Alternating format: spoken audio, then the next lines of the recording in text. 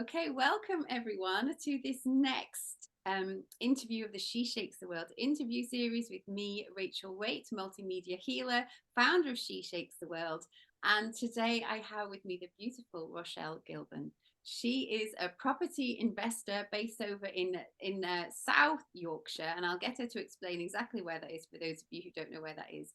She has a most beautiful and inspiring story, something that's going to touch your heart today, that she is really generously coming on to share with you today, to inspire you, to motivate you. And I really hope you take what you need from this interview today. And thank you, Rochelle, for generously sharing your energy with us today.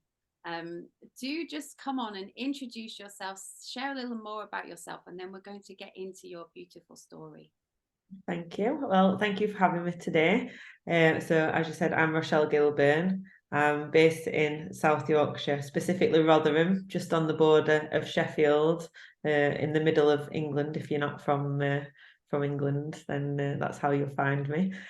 And I am in property. So my main business is finding property for investors. So I find them a property, I renovate it for them, and then we let it out. So I'm helping people to build financial freedom and generational wealth. That was amazing. I keep knowing that I'm going to be speaking to you about this further down the line. But anyway, carry on. Sorry. Definitely when the time is right. Yeah, sorry, carry on. Yeah, so I absolutely love being in property. And the main thing I love about it is, like, one, I can help other people do something that they probably haven't got the time or the knowledge to do. And also I can help people have a quality home to live in. So the area that I predominantly buy property in is Barnsley, again in South Yorkshire. It's a little, quite a small town. But I go into lots of rental properties where they're just awful condition, and I can't believe that people are living in a condition like that, and I want to be able to give the people of Barnsley proper quality houses. So I love doing the refurbs and getting nice, nice kitchen in, a nice bathroom, and giving them a house that I'd be happy to live in myself. So that's my main focus in business. Tell us how did you come to be here today? And because I know it's been a journey for you, how did you come to be doing what you do and working for yourself and running your own property business? Okay, so it's a long story. People love a story, and I think it's important that you share this story. Yeah. So I'll go back to sort of 2018. So I've got two children, Maisie and Joshua. They've just turned 6 and 8. So at this time in 2018, they were two and 4. Lived in a nice house with my husband. Working part-time at a job that I'd been in for, it probably wasn't 14 years at the time, but I worked there for 14 years altogether. And I had quite a nice life, but I was very much just plodding along. I'd always be, as a child, I'd always been really ambitious. So I wasn't really in a place exactly where I wanted to be. But I loved, we went on nice holidays. My husband did work really long hours, so I think I was quite lonely at the time. So it was like I was doing the school runs on my own. I was doing the bedtime routine on my own. Like, it felt like, even though I had a partner, I was very lonely. And he was constantly working hard to build a retirement fund, and he had this idea in his head that he just really didn't want to struggle for money at retirement. But in doing that, he sort of sacrificed his life now and the time seeing the children growing up and that side of things. So it was frustrating, because I could understand, I understand that you want to be comfortable later on in life, and that's why you're working so hard. But also, we've got these two beautiful children. Like, we should be spending more quality time together as a family, and like, you should be helping with me with the bedtime routine and all that side of things. So that was what my life was like. And then in October 2018, I was at work, and I got a phone call from somebody who lived on our street, and my husband had gone to pick up my little girl from school. And she rang me to say there was an ambulance outside my house, and John was in it. So obviously I left work and rushed home to find out what was happening. And my friend had taken Maisie into her house, and John was in the ambulance, and I wasn't allowed to see him at that time. And then a police officer came into the house and told me that there wasn't anything that they could do, and he'd had a heart attack and he'd passed away. So obviously it was very traumatizing, to say the least. He had been a little bit poorly. He'd had a few chest infections, but nothing that suggested that he was going to die anytime soon. And I'd got my 4-year-old daughter and my 2-year-old son, and like, it was just heartbreaking that he'd been working so hard for this retirement so he could have this life once he finished work, and then he wasn't even getting to see it. He wasn't getting to see his children grow up at all. Did you deal with that? How did you move through all of that? There must have been, I don't know how I would have dealt with it. So I'm just, how have you managed through it? Yeah, so at the time, the first few days, I was just in shock, and I was just constantly shaking. I couldn't eat. I was like cold, and my mum, like, people offered to take the kids, but I just wanted them with me. So it was like I had to get out of bed because I'd got children to look after. And I think that was a good thing for me, because I think if I'd not got them, I probably would have just laid in bed. I can't imagine how people who've not got kids, how they can get up in the morning after dealing with something like that. But I had a lot of support. Like, my friend was coming and taking Maisie to school for me, so I wasn't really leaving the house. But I threw myself into planning the funeral and going through all the finances and everything. And once my head was on that, it meant I didn't have to think so much about, even though it was strange, because even though I was planning something that made it obvious that, like, he'd gone, but it also distracted me from thinking about my feelings too much. And it was just like a methodical, this is what we're doing, we're contacting the bank, we're sending the death certificates off. Like, it was almost like I was working and I was doing something for somebody else. And then I went back to work after 6 weeks, because I felt like once the funeral had gone past, I couldn't just sit there and twiddle my thumbs, and I just didn't know how to deal with all these emotions and feelings that I'd got inside. And also, one of the big things was, and I guess, like, some people might think I was lucky, and in some ways I am lucky, that I was left not needing to work. And like, he'd got life insurance, he'd got pensions, so I was getting money in each month, so I didn't actually have to work. But that felt like my whole life had been thrown up in the air, and nothing was certain anymore. But I didn't feel like I had a purpose.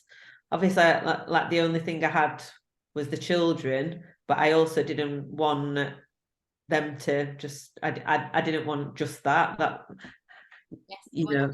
you doing something else.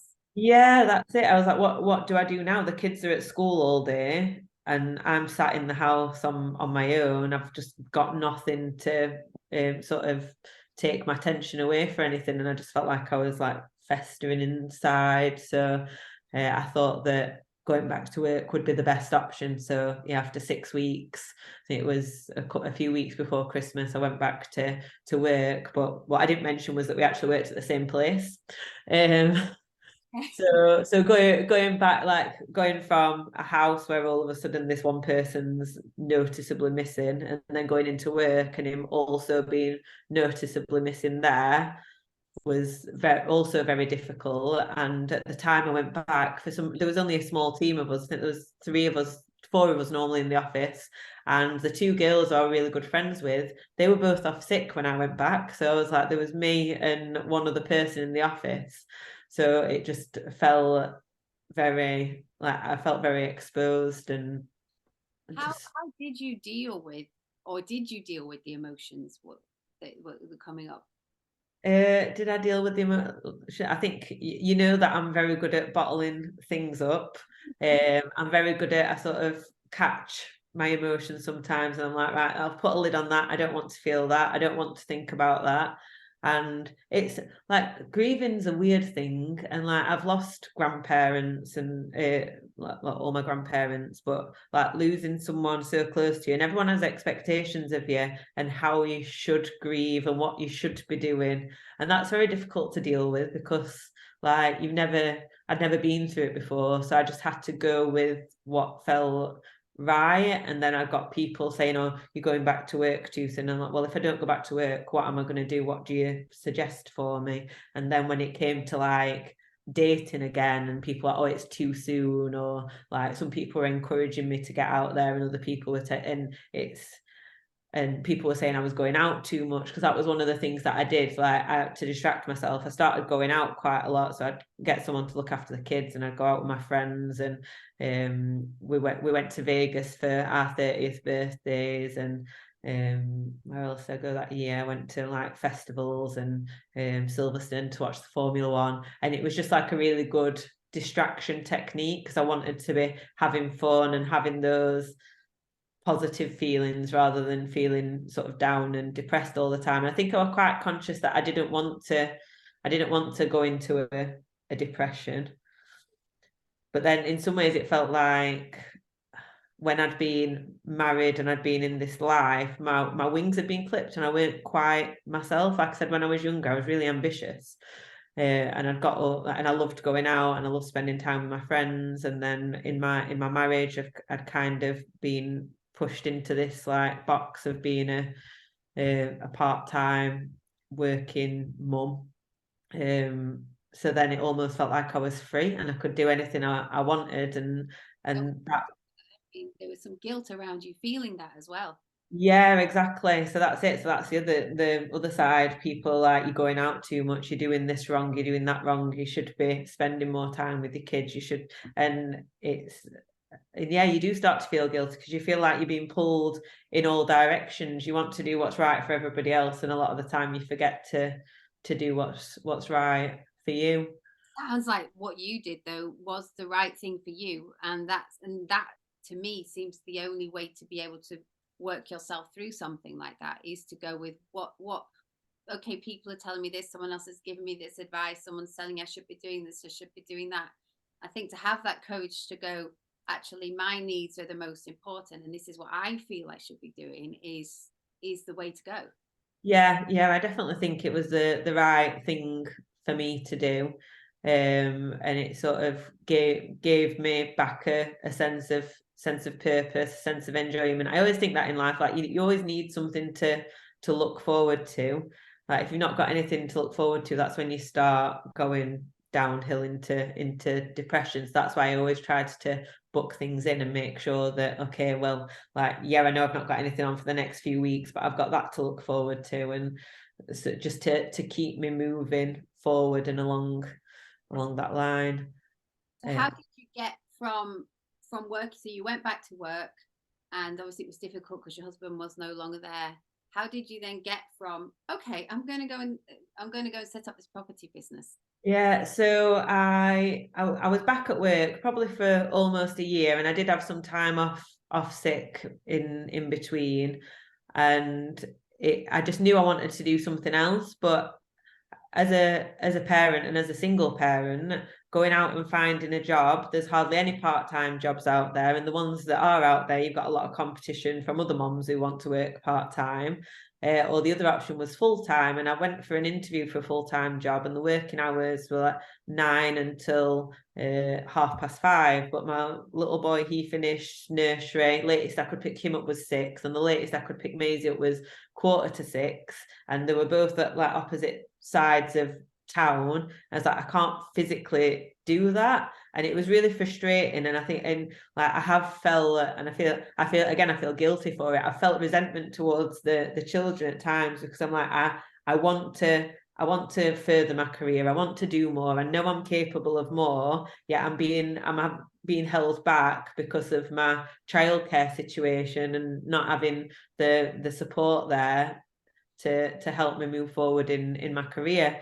And the part-time job, I ended up getting a part-time job. I went off, I left my old job before I got a new job, and I thought, oh, I'm just going to try being a lady of leisure for a little while. and I hated it because I really I like using my brain, I like learning, I felt like I was really busy, I was filling my day, but it was just lots of things that didn't feel like they were important. I thought I can't continue like this. So I ended up getting a part-time job, but it was a step backwards. I went from having a marketing budget of like £200,000 a year to having a marketing budget of £10,000 a year. And it still just didn't feel right. But in the meantime, I'd obviously inherited a bit of money, and one of my friends had started a property business. And I was talking to her about, oh, I'd quite like to do something with the money, maybe build a property portfolio.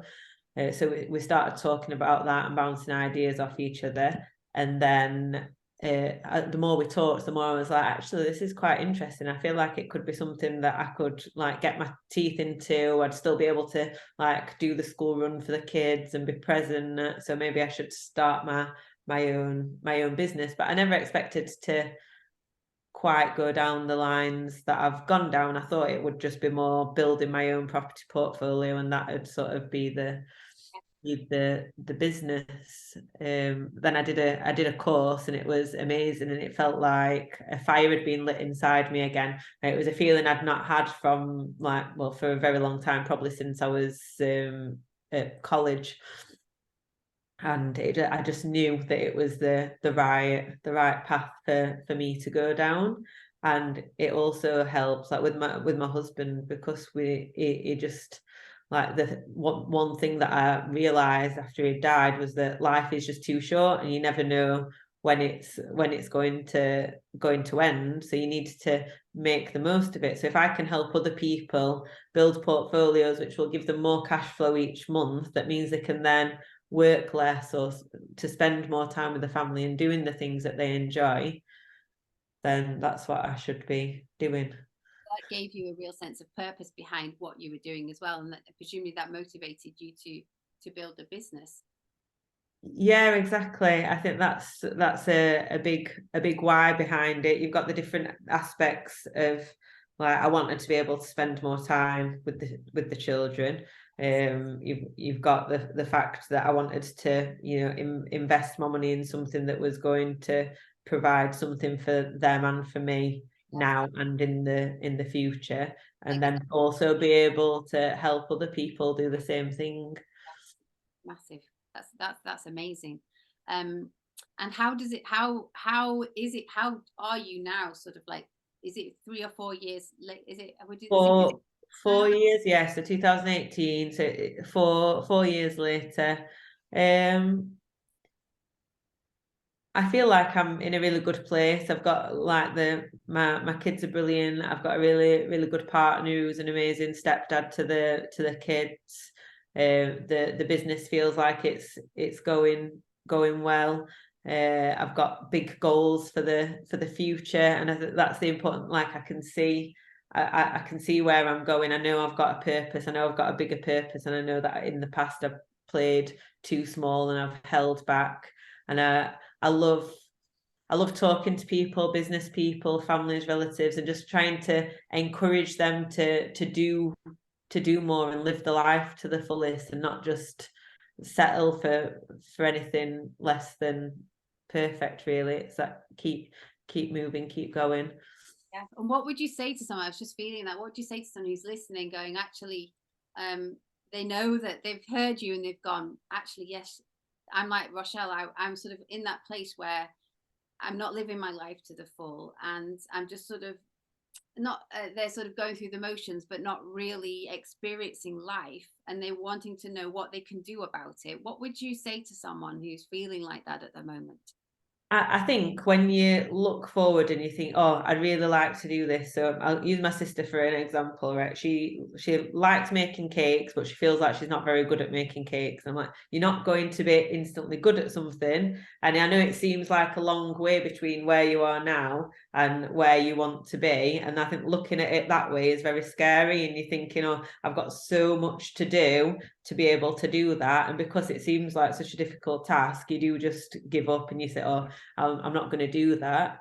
Whereas if you just start doing small things today, like just like baking, just say, oh, I'm gonna bake once a week or something. That's going to be every Saturday I'll start baking, and then you can build up, and you're going to get better and better. Like nobody's perfect at things straight away, and I think it's one thing that I didn't realize in life. Like I always thought I was rubbish runner. That was like, I weren't very good at running at school. You go into PE and it'd be athletics, and they're like, run 800 meters, and you're like, well, I've never done that before, I'm not.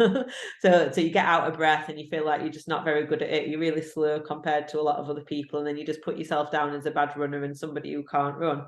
Whereas now I do kickboxing, and as part of training for my black belt, we have to run 5K in under 30 minutes. So I was like, oh, I'm rubbish at running, I don't want to start it. But because I got a reason to start, and I want to get my black belt, so I had to do it.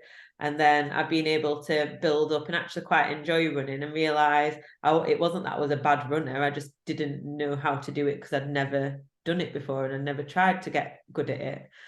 Built up that idea of what's the word, repetition or practice or improvement, or yes. Yeah, got it. Yes, it's like with business though, isn't it? I think, like you're saying, sometimes we can have these desires to sort of like build a business, and we can see people who are so far ahead of us and just think, that just seems so impossible for me to achieve. But it's taking those, remembering that you've got that passion and that desire, and just taking those little steps and just trusting that it will work itself out in the way it's meant to.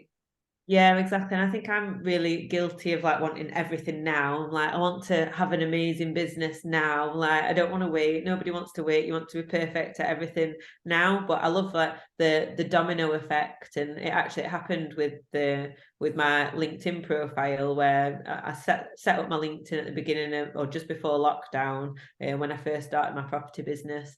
And I started posting every day, and it was lockdown, so I wasn't doing very much, but I was just thinking of things, like seeing things on social media to talk about, news topics, just books I was reading, things about the kids, just posting every day. And I started off the year, I'd got about 300 connections, and by the end of the year I'd got 15,000 connections.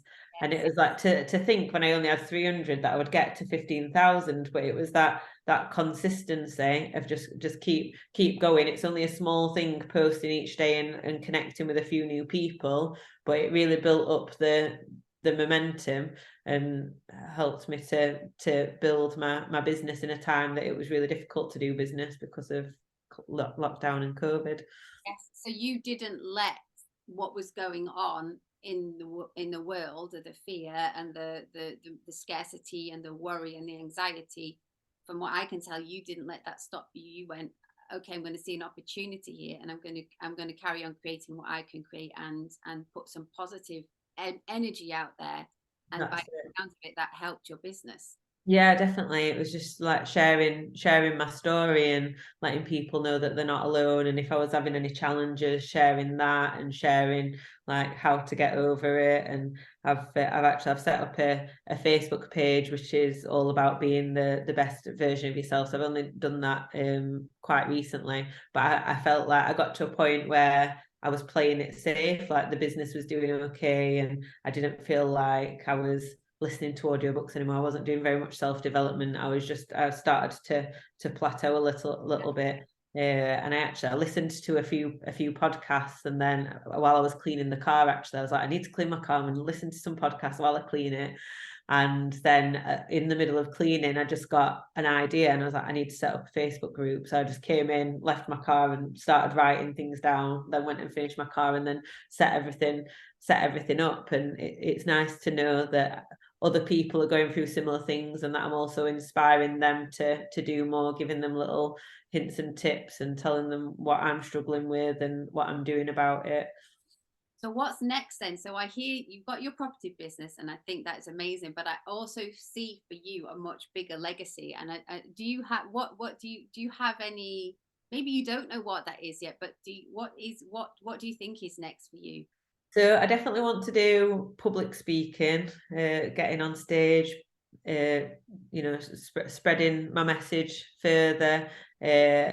I'd like to have my own podcast. I did start one at the beginning of 2021, but it was just as my property business was starting to take off, and it was a bit of a distraction. But I'm at a place now where next year I want to do the podcast, do the public speaking, get my name out there, and build my brand. So that's my goal for next year. Be on stage. It's much more than just property for you, isn't it? That's almost given you the tool, the vehicle to share your message and make a difference in the world in the way that you can. Yeah, exactly. Like I do love property most days. It has its ups and downs, but I do enjoy property. But it's definitely more of a vehicle to get me somewhere else. But I still see myself always having a property business, but I see myself not working in the business, but like working more on it. But then, yeah, being on stage is where I want to be. So so this podcast is about inspiring others to shape the world and make a difference, and not let the world hold us back, right? Not let limitations that get put on us hold us back. It's really inspiring people to be completely true to themselves and having the courage to go, this is me, and this is what I want to do, and make a difference in the world. Why do you think it is important that some of us do make that decision to shape the world and to step out into the world and share light and share positivity and share our purpose? I think we've all just got so much inside of us, and I always see the best in people. Like always, I can see potential shining out with people, and I'm like, I know you can do this. You've got this, and I love to encourage people to use that and take those steps and take that action, because I feel like you can only really have a fulfilled life if you're reaching your true potential. If you've got all that potential stored up inside of you, I think that's what leads to frustration and depression and anxiety. Like you need to live your life and have things to look forward to. And I was just telling my mum this morning, because I'd done a post in my group, and I was talking about how there's lots of things that I wish I'd done sooner. And there's things that I wish I'd done before I had children, gone traveling more and done that kind of thing. But like, I'm not gonna sort of feel sad about it, because I can start doing things now, and like, what can other people put in place now that the future you is going to thank yourself for. And my mum said, oh, I wish I'd done more traveling, but she didn't give a solution to that. So I've told them, like, you need to think of one place where you'd like to go, and it doesn't need to be like in the next year, it could be in the next 5 years, and think about how you can not how you can, but where you want to go and what it's going to be like, and start imagining it and visualizing it, and then it'll happen. But you need to believe it. Take those steps to make it happen, because it's so easy to just sort of sit back and go, I wish I'd done it, I wish I'd done it, I wish I'd done it. But you can't do anything about it. We don't just have to just keep feeling guilty that we've not done something, or think, oh, there's no time anymore, it's too late. Yeah, there's always time if you make that decision to that's go it. to do it. Yeah, so my mum's 52, and I think she and like a lot of people that they start thinking that, oh, the life's over, it's too late now, I've not got. Whereas you've got so many people in the 50s and the 60s and the 70s who are really enjoying the life and living it to the full and doing new things, and not letting their age define who they are and what they're doing. We're here to experience life to the full, aren't we? And I think you sharing this will hopefully inspire others to go, yes, I am going to, despite what may have happened, or despite where I am right now, I'm going to decide to live my life to the full. Yeah, exactly. Amazing. Rochelle, thank you for sharing your story. I know you shared it. I know you shared it a few times in the past, and I think it's very brave of you to come on and share that. And thank you for sharing your wisdom and sharing your time on this interview series with me.